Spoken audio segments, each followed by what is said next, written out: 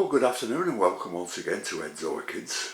Now in front of you there's a Dendrobium nobile, and people who watch my channel know I bought this about a couple of months ago in bud, and I've shown it in flower. But like everyone who has orchids, we like to think that we keep them long enough so they can flower again. So I've done a bit of research on this, and this is what I've found, and I'd like to convey it to you if possible. So the first thing it says you should do once the flowers is drop off is click all the stems of the flower off the plant. So that's what I'll do now. Yeah, the old stems. So now I'm just going to click them off. As I said before, making sure that I don't injure the pseudobulb. I think a sharp scissors will be better for this job. A few, and then I'll come back.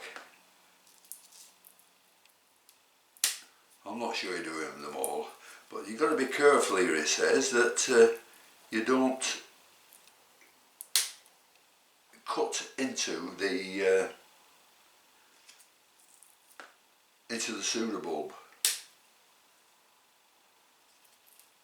So you've got to be very careful on this job. And I must say they look better when you've cut them all off. Well, I've cut them all off now, and I'm sure you agree that the plant looks a lot better. But just a word on Dendrobiums.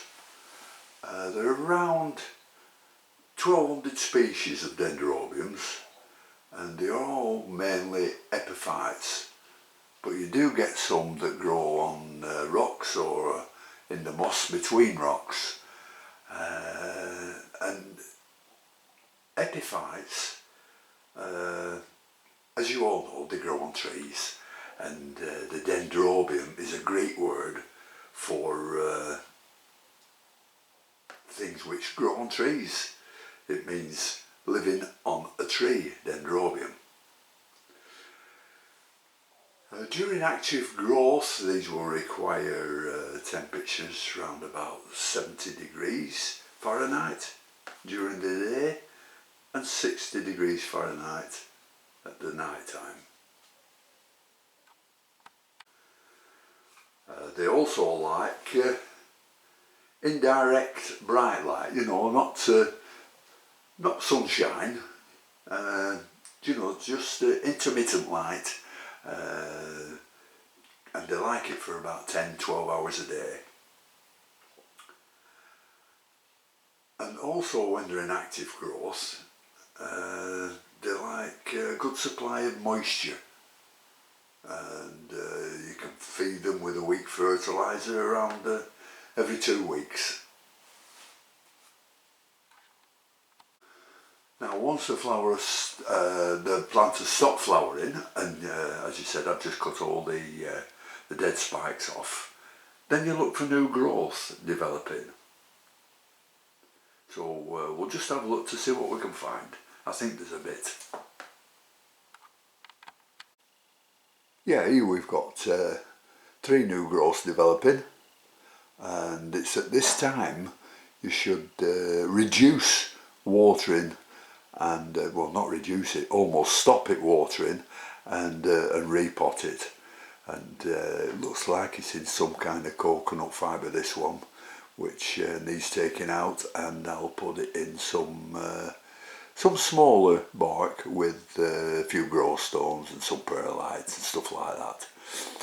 And then these are probably left for a couple of months in the cold, you know, to produce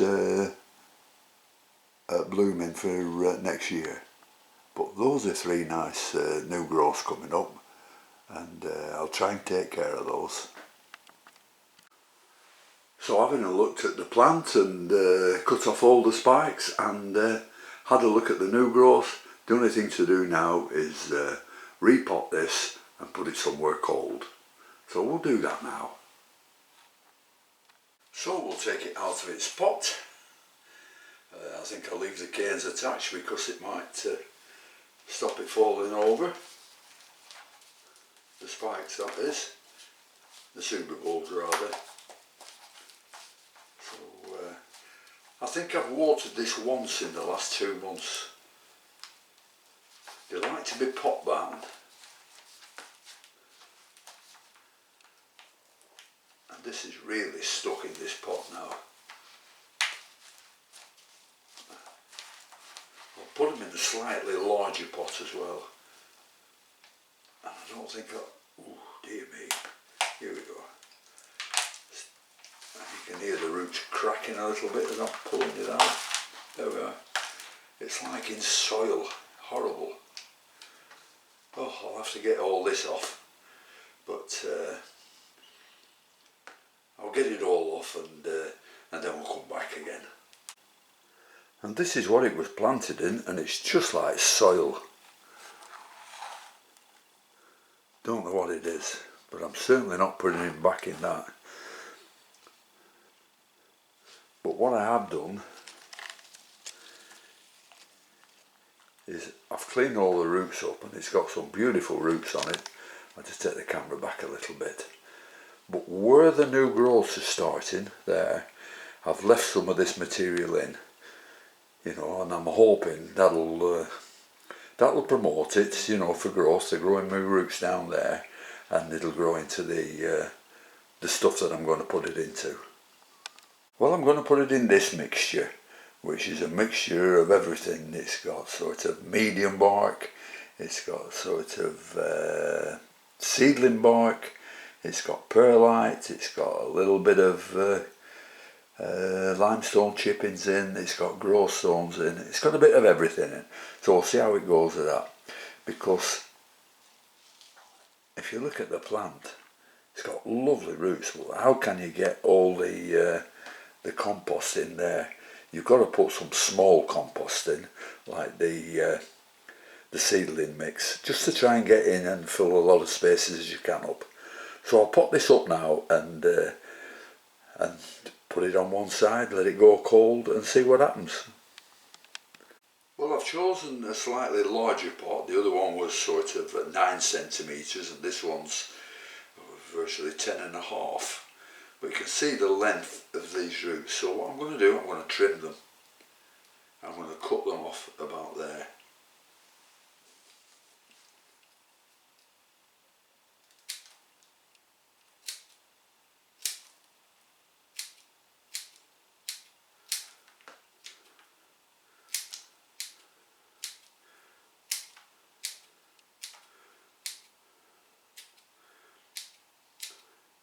I mean, this is what the old growers used to do with cattleyas.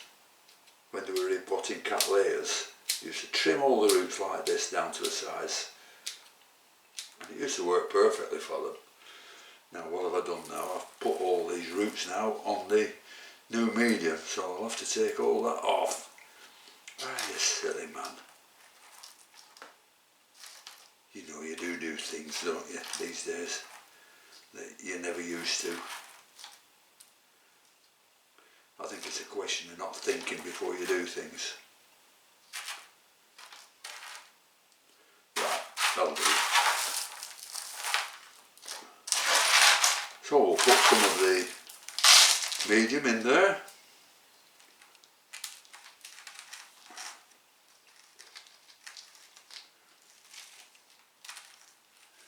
I think we'll trim more roots off. Get these trimmed. Oh, I'm doing it again.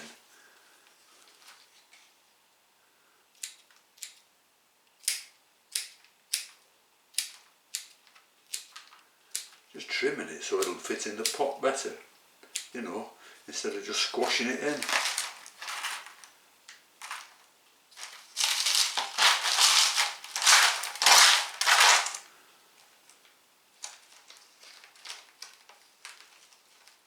Put that in there, and then I can't even put the new growth to the front because the back part of the plant, oh, if I shove it over like that I might get away with it.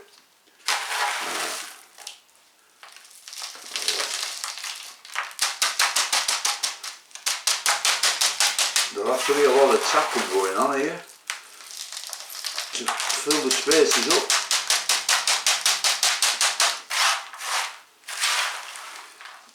In fact, I think I'll get another handful of seedling bark.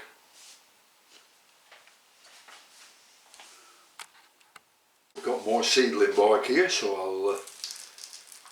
I'll put that in. In fact, I'm just wondering now what it will be like if I just used seedling bark, because it was in like a soil before, and this is slightly bigger. Anyhow, we'll see what happens.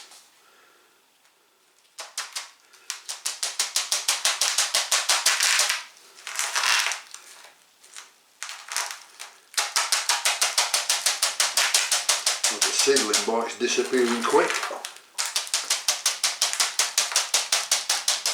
Hopefully it's filling all the gaps up.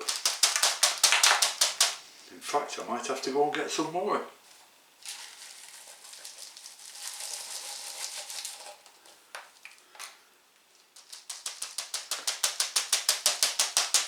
Yep. A little bit more seedling bark is required. Got more seedling bark here, so we'll get that in.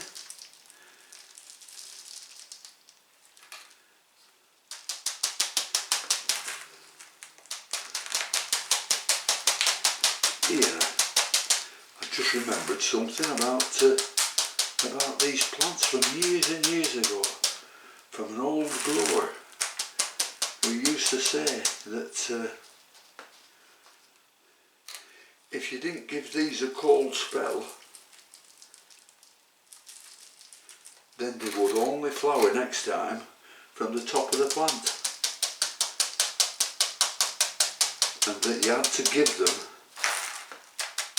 cold spell, you know, 5 degrees, something like that, for a couple of months, to get them flowering from the bottom of the cedar bulbs. So that's what I'll be doing, so we'll see if it works or not. I mean, I'm not an expert on these, as you can tell, I'm just trying things out here, because I would love to reflower this again. And they're so nice. Anyhow, we'll press it down. I don't think it'll need any more than that. Just a few little loose roots that I cut off there hanging. And there we are. We'll leave it at that. I'll give it a watering, and that's the last watering it'll get. Until probably March, or I might give it a little bit in February, but we'll send it there, because that's all I know about dendrobiums. Be it right or be it wrong, we can only try and do our best. Anyhow, that's about it for today, so thank you to all the people who've watched it. Hope it's helped somebody. I hope you've all had a good New Year. My condolences to the people who've had to go back to work. And until next time, I'll see you all later. Bye.